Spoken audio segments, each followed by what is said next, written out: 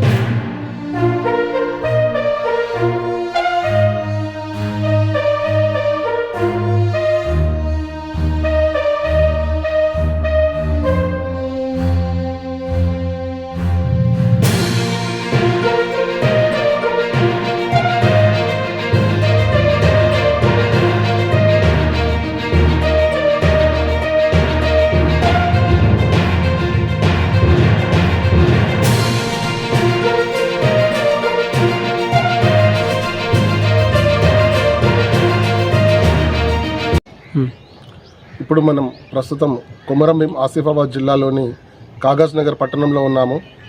ఇక్కడ దళిత భవనం 20 గుంటల ప్లేస్లో స్థాపించను అని చెప్పేసి మనకు తెలియడం జరిగింది. ఈ తెలియని నేపథ్యంలో మన ఈర్ల సునీల్ ఇక్కడ ఈ దళిత భవనానికి ఎంతో ఆయన ఈ భవనం వెనకాల ఎంతో కృషి చేసిండు అని చెప్పేసి మనకు తెలియపరిచారు. ఆ తెలియపరిచిన విధానంగానే అసలు దీని వెనకాల ఉన్న కృషి ఏంటిది, ఆయన ఏ విధంగా కష్టపడ్డాడు అనేది మనం ఇప్పుడు మన ఈర్ల సునీల్ వారి మాటల్లోనే తెలుసుకుందాము. నమస్తే అన్న. నమస్తే.